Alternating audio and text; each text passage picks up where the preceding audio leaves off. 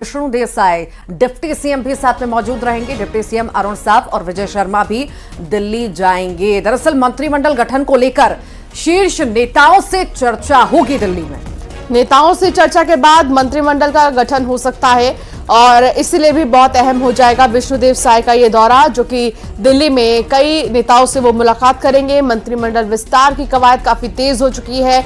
मंत्रिमंडल में कौन से वो चेहरे होंगे, इसको लेकर अभी चिंतन मंथन का दौर शुरू होगा।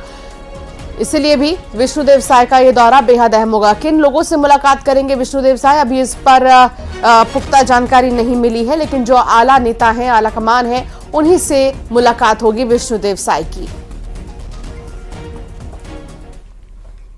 और अब बात करेंगे प्रोटेम स्पीकर की। राम विचार नेताम को प्रोटेम स्पीकर बनाया गया है। नेताम ने न्यूज 18 से खास बातचीत भी की है। उन्होंने कहा, मुझे प्रोटेम स्पीकर चुना गया है, विधायकों को शपथ दिलाने का दायित्व होता है। मंत्रिमंडल गठन को लेकर कहा, संगठन ने मुझे जो भी दायित्व दिया है उसे मैंने हमेशा पूरा किया है। आगे भी जो बड़ी जिम्मेदारी मुझे मिलेगी मैं पूरा करूंगा। घोषणा पत्र का पहला वादा 18 लाख गरीबों को आवास देकर हमने पूरा किया। घोषणा पत्र के हर वादे को अब पूरा करेंगे। कोई भी भ्रष्टाचारी नहीं बचेगा। जिन्होंने भी गलत किया वो जेल जाएंगे।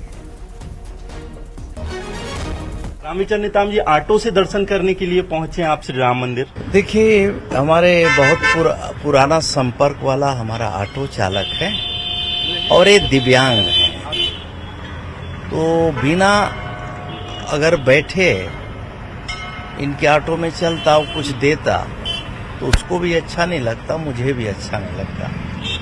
बोला थोड़ा सा यहाँ आप चलो, प्रभु के दर्शन भी हो जाएगा, आपका किराया भी बन जाएगा। हमें बताया जा रहा था कि आप नियमित इसी तरीके से दर्शन करने के लिए आते हैं। नहीं, मैं बराबर आता हूँ, जब भी नियमित तो नहीं, फिर भी कोशिश करता हूँ यहाँ रहूँ, रहने पे घूमते फिरते मैं आ जाता हूँ, सुबह शाम जो भी नहीं। जी, जब आप चुनाव लड़ रहे थे तो उससे पहले भी कहीं ना कहीं आपकी आस्था रही है, तो आपने दर्शन करने यहाँ पे माथा टेके थे। हाँ, बराबर। तो जीत के बाद भी फिर हाँ, पहुंचे। जीत के बाद हमने पूजा किया। अच्छा, अयोध्या दर्शन के लिए आप जाने वाले हैं? जाएंगे। अभी मुझे जाना था, रिजल्ट के तुरंत बाद जाना था, लेकिन हम लोग को तुरंत इधर बुलाव हो गया जी। और प्रभु की कृपा से सरकार हम लोग की बन गई, तो हम सब जाने वाले हैं। प्रोटेम स्पीकर की जिम्मेदारी आपको मिली है, आगे संगठन और अगर कोई बड़ी जिम्मेदारी देती है तो उसे आप निभाएंगे, क्योंकि काफी बड़े पदों पर आप रह चुके हैं, संगठन के पदों पर रह चुके हैं। निश्चित ही समय समय पे जो भी दायित्व मिला है उसे मैंने पूरी ईमानदारी निष्ठा के साथ मैंने काम किया है, और आगे भी जो भी जिम्मेदारी मिलेगी, जो जवाबदेही जो सौंपी जाएगी, उसको पूरी निष्ठा के साथ हम पूरा करेंगे। तो ये थे राम विचार नेताम जी, जो श्री राम भगवान के दर्शन करने ऑटो से पहुंचे थे। यहाँ वो दर्शन किए, माथा टेके, और उनका कहना है कि अब राम मंदिर के प्राण प्रतिष्ठा में अयोध्या भी वो जाने वाले हैं। संगठन जो भी जिम्मेदारी देगी उसे वो पूरा करेंगे। कैमरामैन मनीष के साथ आकाश शुक्ला, न्यूज 18 रायपुर। और अब खबर रायपुर से ही, जहां दिल्ली गए विधायक आज मुलाकात करेंगे। नाराज पूर्व विधायक कांग्रेस के मल्लिकार्जुन खड़गे से मुलाकात करेंगे। तो कल दिल्ली के लिए रवाना हुए थे। दरअसल इन्हें निष्कासित किया गया है। विनय जायसवाल इसमें शामिल हैं, जिन्हें निष्कासित किया गया कांग्रेस ने पार्टी से। बृहस्पति सिंह है, इन्हें भी निष्कासित किया गया, और उसके बाद ये दिल्ली का रुख करते हुए नजर आए। और अब जो है आज मुलाकात संभव है। दरअसल बयानबाजी इनके द्वारा लगातार पार्टी के कुछ बड़े नेताओं के लिए की जा रही थी, और उसी पर एक्शन इन पर लिया गया और निष्कासन की कार्रवाई की गई, पार्टी से निकाल दिया गया, और अब जो है ये दिल्ली का रुख कर चुके हैं। कल पहुंचे थे, मुलाकात तो नहीं हो पाई, आज मुलाकात संभव है। छत्तीसगढ़ में कांग्रेस के पूर्व विधायकों के आरोपों पर डिप्टी सीएम विजय शर्मा ने तंज कसा है। विजय शर्मा ने कहा कि कांग्रेस के पूर्व विधायक अपने नेताओं पर जो आरोप लगा रहे हैं सब सही है। उन्होंने कहा, इसमें कुछ भी गलत नहीं है। कांग्रेस की सरकार में हर चौराहे पर रुपयों की खोज होती थी, ये उसी का परिणाम है जो दिख रहा है। सुनिए उन्होंने क्या कहा। मैं आपने इस विषय पर जरूर कहना चाहता हूं, और सच कह रहा हूं। कांग्रेस में अनेक नेता अनेक प्रसिद्ध मानता हूँ और एक स्वर्गीय देवकी महाराज जी थे और सबके आशीर्वाद से 1990 में पहली बार भारतीय जनता पार्टी से विधानसभा का टिकट मिला और उस समय ऐसा हुआ कि अविभाजित मध्य प्रदेश में 320 विधानसभा की सीट थी। उसमें एकमात्र तपकारा विधानसभा क्षेत्र था जहां टेक्निकल फॉल्ट के कारण कांग्रेस को सिंबल अलॉट नहीं हो पाया। उनका प्रत्याशी निर्दलीय घोषित हुआ और साइकिल छाप मिला उनको। साइकिल छाप के ऊपर पंजा छाप चिपकाकर चुनाव प्रचार किया और मात्र 4000 वोट जमानत कांग्रेस का जब्त हुआ। तो इस तरह से हमारी शुरुआत हुई और 90 के बाद 98 तक 2 बार विधायक रहा तपकारा विधानसभा क्षेत्र से और उसके बाद फिर लगातार 4 बार सांसद रहा और इस बीच में 3 बार तक प्रदेश अध्यक्ष का दायित्व भी पार्टी ने सौंपा और 2014 के लोकसभा चुनाव में चौथी बार रायगढ़ संसदीय क्षेत्र की जनता भारी मतों से 2,17,000 मतों से भारतीय जनता पार्टी को जिताया और हमको कल्पना भी नहीं थी कि मोदी जी के प्रथम शासन के कार्यकाल में हमको एमओएस के रूप में काम करना पड़ा। तो ये सब एक तरह से हम अपने को बड़ा सौभाग्यशाली समझते हैं कि पार्टी का इतना आशीर्वाद रहा, हमारे राष्ट्रीय नेतृत्व का इतना आशीर्वाद रहा और आज भी अगर छत्तीसगढ़ मुख्यमंत्री का दायित्व मिला है इसके भी हमको कल्पना नहीं थी, लेकिन इस पर भी पार्टी का आशीर्वाद है। हमारे आदरणीय यशस्वी प्रधानमंत्री जी का आशीर्वाद है, आदरणीय गृह मंत्री श्री अमित शाह जी का आशीर्वाद है, आदरणीय राष्ट्रीय अध्यक्ष जी का आशीर्वाद है, राष्ट्रीय नेतृत्व का आशीर्वाद है कि इतना बड़ा गुरुतर जिम्मेदारी उन्होंने सौंपा है और मुझे ये पूरा विश्वास है कि हमारे सभी वरिष्ठों के मार्गदर्शन से आशीर्वाद से निश्चित रूप से जो जिम्मेदारी मुझे मिली है उसको ठीक से निर्वहन कर पाएंगे, ये मुझे पूरा विश्वास है। सर एक नारा है मोदी है तो मुमकिन है, जैसे आप उस वक्त जो पंच से एकदम विधायक लड़ गए, जुदेव जी के ने आपको लड़वा दिया, ऐसे ही अभी आप केंद्र में थे, उससे पहले प्रदेश अध्यक्ष थे, अभी एकदम सीएम बनाए। क्या ये जिस तरीके से 3 राज्यों में भी अपने देखा गया सर कि जो एक कार्यकर्ता को सीएम चुन लिया गया, सर किस तरह? देखिए, आज भारतीय जनता पार्टी विश्व की सबसे बड़ी राजनीतिक पार्टी है और ये पार्टी विचारधाराओं की पार्टी है। इसमें नीति होते हैं, नियम होते हैं, नियत होता है और कार्यकर्ताओं का सम्मान भी होता है और एक कार्यकर्ता अगर अपनी निष्ठा के साथ, ईमानदारी के साथ परिश्रम करता है तो इसका फल जरूर पार्टी से मिलता है। ये हम समझते हैं कि भारतीय जनता पार्टी में ही संभव है, दूसरी पार्टी में संभव नहीं है। दूसरी पार्टी में परिवारवाद वाली, हाँ, दूसरी पार्टी में परिवारवाद चलता है, लेकिन भारतीय जनता पार्टी में लोकतंत्र है। लोकतंत्र है। सर अब चूंकि आपने पहली कैबिनेट भी हो गई आपकी और उसमें आपने 18 लाख आवास देने वाली घोषणा की, सर और क्या मतलब प्राथमिकता आपने कभी, जैसे आप गांव से आए, आपके ऊपर कई जिम्मेदारी रही, तो आपके मन में क्या है कि मुझे एक ये कभी ये तो करना ही है अपने छत्तीसगढ़ के लिए, अपने गांव वालों के लिए, अपने आदिवासी भाई बहनों के लिए? देखिए, चुनाव के दौरान हम लोगों ने मोदी की गारंटी चुनावी घोषणा पत्र लाए जिसमें सभी वर्गों का हित का चिंतन करते हुए मोदी की गारंटी बनाए हैं और उसमें और चुनाव प्रचार के दौरान हमारे देश के यशस्वी प्रधानमंत्री वो भी आए छत्तीसगढ़ और उन्होंने कहा था कि यहाँ भारतीय जनता पार्टी की सरकार बनेगी तो उसका सबसे पहला काम होगा कांग्रेस पार्टी के 5 साल के सरकार में जो गरीब लोग 18 लाख मकानों से वंचित हो गए, उनका हक छीना गया, तो उनको उनका हक दिया जाएगा, उनको प्रधानमंत्री आवास दिया जाएगा। और मुझे बताते हुए एक गौरव भी हो रहा है, खुशी भी हो रही है कि पहले ही शपथ के दूसरे दिन ही कैबिनेट की बैठक में 18 लाख मकान की स्वीकृति हो, 18 लाख लोगों को उनका हक मिले, उनका पक्का का मकान मिले। इस पर निर्णय हम लोग पहले ही कैबिनेट के बैठक में ले लिए हैं और आने वाले समय उनको पक्का का मकान मिलेगा। सर सबसे बड़ी समस्या आज भी है, क्योंकि सर कल भी एक जवान हमारे शहीद हुए, परसों भी 2 जवान इंजर्ड हुए थे, शहीद भी हुए, उसमें से एक सीएफ वाले। तो सर मैं पूर्व सीएम से भी मैंने अभी कुछ दिन चुनाव के पहले इंटरव्यू किया था, तो उनसे मैंने पूछा था कि सर दंतेवाड़ा में जब एनकाउंटर हुआ था तो आपने बोला था कि मैं करारा जवाब दूंगा। तो कांग्रेस की नक्सल के प्रति नीति और आप नक्सलिज्म को कैसे सर खत्म करेंगे सर? क्योंकि पूरा विश्व ही नक्सल की समस्या को समझता है, जानता है, पूरा देश जानना चाहता है। सर आपका क्या उसमें हो रहा है? देखिए, भारतीय जनता पार्टी नक्सलवाद से डटकर मुकाबला किया है। 15 वर्षों में भी यहाँ पर हमारी भारतीय जनता पार्टी की सरकार ने डटकर मुकाबला किया। लेकिन जब कांग्रेस पार्टी की सरकार आई तो स्थिति बदल।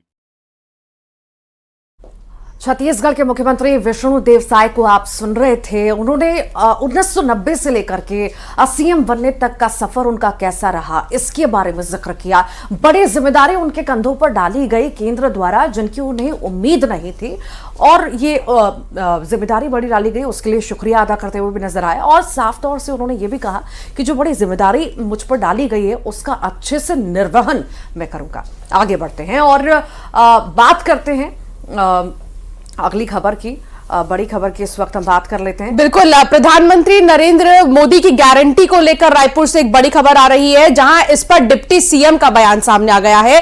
पीएम की गारंटी पर डिप्टी सीएम ने कहा कि 18 लाख आवास की स्वीकृति दे दी है। लोकसभा चुनाव पर विजय शर्मा ने कहा कि बीजेपी जीतेगी और सभी 11 सीटें जीतेगी। सुनिए उन्होंने क्या कुछ कहा।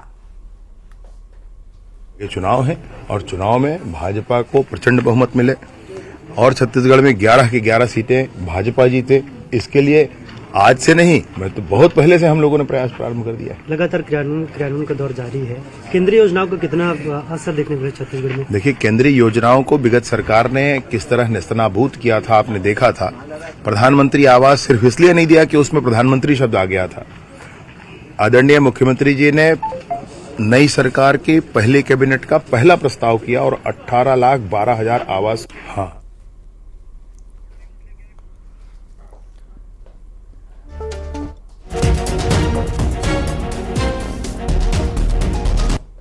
तो वहीं धर्मांतरण पर विजय शर्मा ने बड़ा बयान दिया। उन्होंने कहा कि अवैध धर्मांतरण नहीं होना चाहिए, सरकार धर्मांतरण पर कार्रवाई करेगी।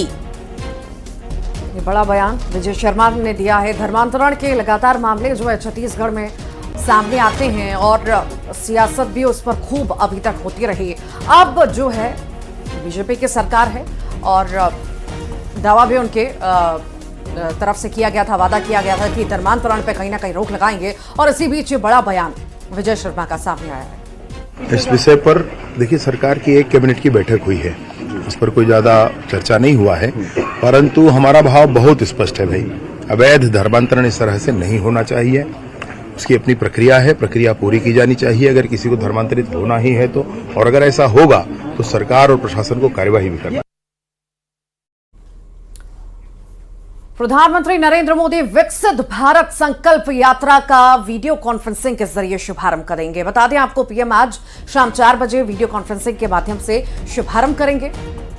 मुख्यमंत्री विष्णुदेव साय रायपुर जिले में मुख्य अतिथि के तौर पर शामिल होंगे। सभी जिलों में विकसित भारत संकल्प यात्रा का आयोजन किया जा रहा है।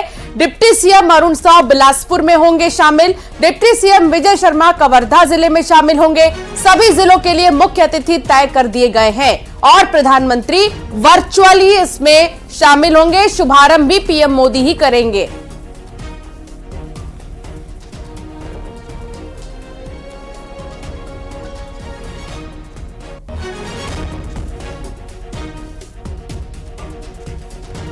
विकसित भारत संकल्प यात्रा का आगाज आज होने जा रहा है। शाम 4 बजे इसकी शुरुआत होगी। प्रधानमंत्री नरेंद्र मोदी खुद इसका शुभारंभ करेंगे, पर होगा वीडियो कॉन्फ्रेंसिंग के जरिए। शाम 4 बजे का समय निर्धारित किया गया है और अलग अलग जिलों में अलग अलग नेता पहुंचेंगे। पूर्व सीएम भूपेश बघेल नारायणपुर में किसान की आत्महत्या के मामले में सरकार पर निशाना साध रहे हैं। भूपेश बघेल ने शायराना अंदाज में अपनी बात रखी तो उन्होंने लिखा, फिर वही दौर लौट आया है, किसानों की चीख का शोर लौट आया है। बताया जा रहा है कि नारायणपुर के कुकड़ा शोर गांव में कर्ज से परेशान एक किसान ने आत्महत्या कर ली थी और इसी को लेकर के बयानबाजी का दौर अब शुरू हो चुका है। मुख्यमंत्री भूपेश बघेल, जो कि पूर्व मुख्यमंत्री भूपेश बघेल, उन्होंने एक्स प्लेटफॉर्म पर यह ट्वीट किया है और निशाना साधा है बीजेपी की सरकार पर। काफी शायराना अंदाज उनका नजर आया यहां पर किसान की आत्महत्या को लेकर। कहा कि फिर से वही शोर लौट आया है, फिर वही दौर लौट आया है। शायराना अंदाज में बीजेपी पर निशाना साधते हुए वो नजर आए। तो भूपेश बघेल पर सांसद सुनील सोनी का पलटवार आ गया है। उन्होंने कहा कि अभी भी बेहोशी से नहीं निकले हैं बघेल। अभी नई सरकार बनी है, आने वाला समय प्रदेश के लिए बेहतर होगा। तो ये बयान जो है सांसद का सामने आया है। सांसद सुनील सोनी ने पलटवार किया है भूपेश बघेल पर। उन्होंने कहा, अभी भी बेहोशी से बघेल नहीं निकले हैं, अभी नई सरकार बनी है, आने वाला समय प्रदेश के लिए बेहतर होगा। बघेल जी जो है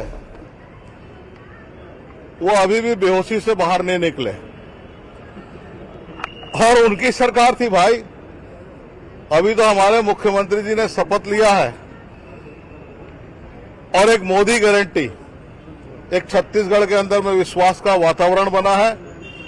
आने वाला समय जो है वो छत्तीसगढ़ के लिए बहुत बेहतर होगा। इस बात का हम सब लोग मिलकर एक विश्वास दिला सकते हैं। और अब बात कर लेते हैं नारायणपुर की, जहां पर नक्सली को गिरफ्तार किया गया है। दरअसल बेचा जनताना सरकार का यह अध्यक्ष था। नक्सली पर 10,000 का इनाम भी घोषित था। करीब 17 मामले इस पर दर्ज हैं। ये 17 मामलों में आरोपी रह चुका है और इसकी गिरफ्तारी अब हुई है। आपको बता दें कि आरोपी को जेल भेज दिया गया है। छोटे डोंगर क्षेत्र का ये पूरा मामला बताया जा रहा है। लगभग 17 मामले ऐसे हैं, उन 17 मामलों में दोषी है और 10,000 का इनाम भी इस पर घोषित था। लंबे समय से तलाश थी इसकी और आखिरकार इसे धर दबोचा है।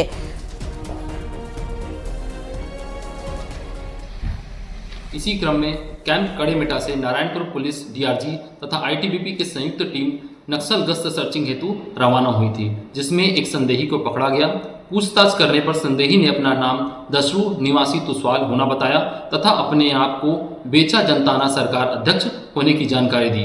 साथ ही नक्सली संगठन में रहकर सुरक्षा बलों पर जानलेवा हमला करने, आईडी विस्फोट तथा मार्ग अवरुद्ध करने जैसी घटनाओं में शामिल होने की जानकारी दी। इन सभी घटनाओं में थाना छोटे डोंगर तथा थाना ओरछा में कुल 16 आपराधिक प्रकरण दर्ज किए गए हैं। साथ ही जिला नारायणपुर पुलिस तथा जिला दंतेवाड़ा के द्वारा इस आरोपी पर 10-10 हजार रुपए का इनाम भी घोषित किया गया है। इस आरोपी दशरू निवासी तुसवाल को गिरफ्तार कर न्यायिक रिमांड पर न्यायालय पेश किया जा रहा है।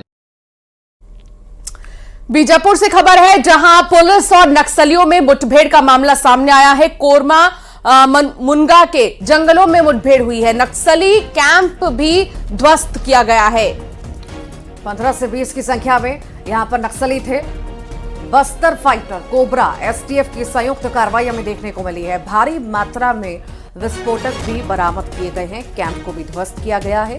ये बड़ी कामयाबी हम मान सकते हैं, जवानों के लिए बड़ी कामयाबी हासिल हुई है, जो कि नक्सलियों और पुलिस में मुठभेड़ हुई। इसी दौरान जो है नक्सली कैंप को ध्वस्त कर दिया गया और कई सारा विस्फोटक भी बरामद किया गया था। ये कैंप में कई सारा विस्फोटक इन्होंने जमा कर रखा था। किसी बड़ी वारदात को अंजाम देने की फिराक में ये लोग थे और इसी बीच ये बड़ी कार्रवाई जवानों द्वारा की गई। तो बड़ी संख्या में नक्सली यहां पर थे जो भाग खड़े हुए।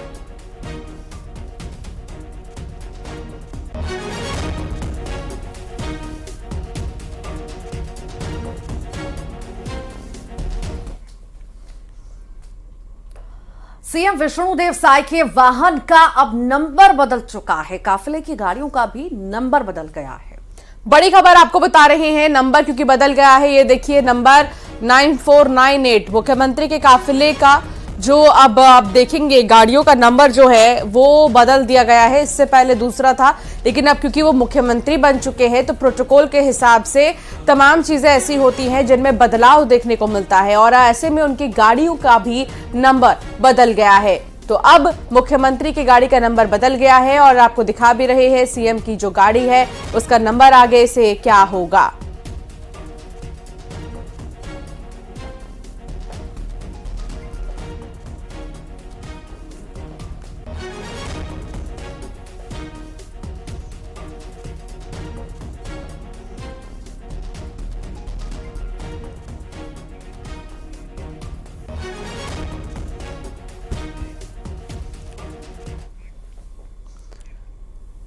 और चलिए अब एक नजर खबरों के 2020 पर।